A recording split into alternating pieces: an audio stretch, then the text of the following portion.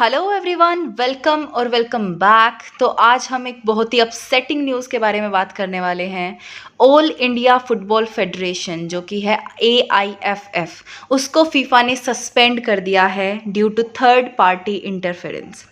अब third party interference क्या होता है, फीफा ने बैन क्यों लगाया, क्या ऐसे इवेंट्स हुए जिसकी वजह से बैन लगाना पड़ गया, और अभी क्या इम्पैक्ट होगा इंडियन फुटबॉल टीम पर, और इसके आगे चल के हम क्या कर सकते हैं कि बैन हट जाए, उन सब चीज़ों के बारे में डिस्कस करते हैं। जैसा कि आप देख पा रहे हैं, FIFA suspended the country's top administrative organisation All India Football Federation for undue influence from third parties. FIFA ने बोला है थर्ड पार्टी के इन्फ्लुएंस में रन कर रही है AIFF, और इसलिए AIFF को सस्पेंड कर दिया गया है फीफा के द्वारा। अब क्या ऐसे इवेंट्स रहे होंगे that a country like India has to face such issue कि फीफा ने बैन ही कर दी है AIFF। प्रफुल्ल पटेल जो कि फॉर्मर AIFF प्रेसिडेंट थे, वो 2009 से प्रेसिडेंट थे AIFF के, उन्होंने अपनी पोस्ट को छोड़ने से रिफ्यूज़ कर दिया था। ओके, फिर उनका जो एक्सक्यूज़ था वो थे कि चलो पेंडेमिक आ गया है, कुछ कोर्ट केसेस है रिगार्डिंग AIFF और उसके कॉन्स्टिट्यूशन के रिगार्डिंग, तो उनकी वजह से वो एक्सक्यूज़ दे रहे थे और इलेक्शन कंडक्ट नहीं करवाए जा रहे थे AIFF के चीफ को चुनने के लिए, हेड को चुनने के लिए, और प्रफुल्ल पटेल ही बेसिकली इसको रन करे जा रहे थे इतने सालों से।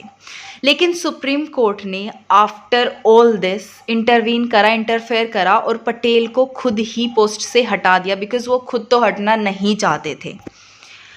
और इसके बाद सुप्रीम कोर्ट ने एक कमेटी फॉर्म करी, कमेटी ऑफ एडमिनिस्ट्रेटर्स COA, जो कि अब AIFF को रन करेगी। और जैसे ही ये कमेटी फॉर्म हुई, तब से ही फीफा और AIFF के बीच बेसिकली क्लैश शुरू हो गए, और जो कि इवेंचुअली अब बैन लग गया है।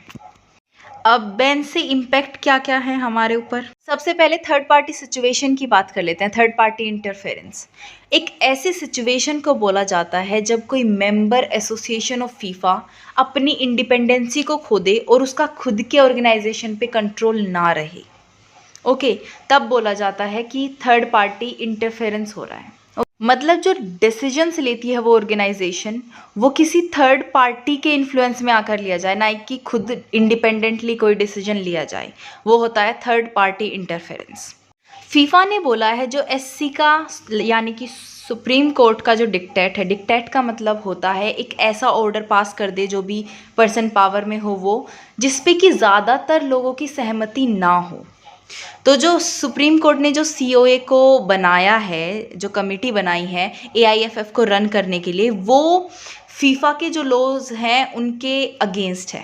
ओके, और ये केस बन जाता है थर्ड पार्टी इंटरफेरेंस का, और इसलिए बैन कर दिया गया है। ठीक है, सस्पेंशन हमें क्या क्या रहेंगे। एक तो कोई भी हम इंटरनेशनल फुटबॉल में पार्टिसिपेट नहीं कर पाएंगे, कोई भी नेशनल टीम, कोई भी क्लब नहीं इंटरनेशनली खेल पाएगा। ये केस सब पे अप्लाई होता है, इधर इट्स मेंस फुटबॉल और विमेंस फुटबॉल, या फिर कोई भी क्लब हो इंडिया में, कोई भी इंडिया के अंदर आप जो भी एक्टिविटीज़ कराना चाहते हैं you can do that, but outside India नहीं हो पाएगा। जो भी एक्टिविटीज़ में AIFF पार्ट लेने वाला था, जो अभी होने वाली थी आउटसाइड इंडिया, उन सब वो सब सस्पेंड हो जाएंगी। तो इट मीन्स टोटल बैन रहेगा football related activities outside India. India के अंदर कुछ भी करो, बट आउटसाइड इंडिया लाइक, यानी कि इंटरनेशनल फुटबॉल बहुत ज़्यादा बुरी तरीके से अफेक्ट होगा। अब अगर फीफा को इतनी ही दिक्कत थी COA से, तो उसने COA के फॉर्म होते ही बैन क्यों नहीं करा AIFF को। इसके रीजंस बताते हैं। क्योंकि सबसे पहला रीज़न है, COA ने खुद बोला था ये फीफा को कि वो AIFF के कॉन्स्टिट्यूशन में कोई भी मेजर चेंज नहीं करेंगे। ओके, लेकिन जब फर्स्ट ड्राफ्ट आया कॉन्स्टिट्यूशन का, तो उसमें बहुत ज़्यादा चेंजेस देखे गए, बहुत ज़्यादा अल्ट्रेशन देखी गई फीफा के द्वारा। एग्जीक्यूटिव कमेटी को भी चेंज कर दिया गया था, और कैसे रन होगी वो सब अफेयर्स बेसिकली चेंज कर दिए थे COA ने। COA चाहता था कि 50% एमिनेंट प्लेयर्स एग्जीक्यूटिव कमेटी में हो, जबकि फीफा चाहता था कि 25% प्लेयर हो उसमें। ओके, तो ये सब डिस्प्यूट्स रहे फीफा और सीओए के बीच। तो इसके बाद फीफा ने बोल दिया था कि there is third party interference in AIFF. But माना जा रहा है कि दोनों ही सीओए और फीफा दोनों ही 25% पे अग्री हो गए थे।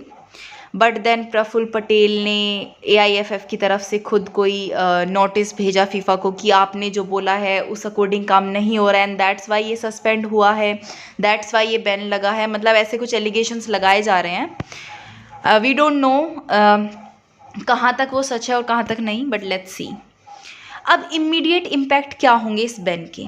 फर्स्ट ऑफ ऑल, जो गोकुलम केरलास वुमेंस टीम थी वो ट्रैवल करी थी काशी उज़्बेकिस्तान की तरफ एएफसी वुमेंस क्लब चैम्पियनशिप के लिए। अब उनको वापस आना पड़ेगा because we can not participate in any international event of football.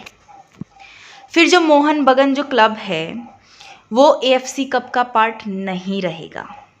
Okay, और किसी भी एशिया के कंपटीशन में पार्ट भी नहीं ले पाएगा।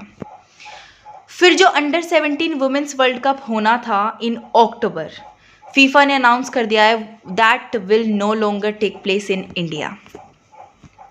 अब इसको कैसे हम इसमें फॉरवर्ड मूव कर सकते हैं in a positive way so that we can have FIFA lift the ban? क्या कर सकते हैं हम? सबसे पहले तो 17 अगस्त यानी कि आज ही सुप्रीम कोर्ट में हियरिंग थी। तो सुप्रीम कोर्ट ने बोला है कि अभी सेंट्रल गवर्नमेंट को कुछ मेजर्स लेने पड़ेंगे टू एंश्योर कि जितने भी सस्पेंशन है वो हट जाए, बैन हट जाए, और make sure under 17 football world cup country का जैसे शेड्यूल था वैसे ही हो। ओके, ऐसा बोला जा रहा है अभी। तो या देखते हैं आगे क्या होता है। होपफुली बैन हट जाएगा, होपफुली हम आगे बढ़ पाएंगे बिकॉज हमारे पास टैलेंट की कमी नहीं है, टैलेंट बहुत ज़्यादा है, लेकिन politics and all this stuff affect these things. और टैलेंट फिर क्या ही करेगा बेचारा जब ये सब चीज़ें प्ले में आती है। तो या, if you like this video, please give it a thumbs up and subscribe to my channel, and I'll see you in the next video. Till then, stay happy, healthy and bye.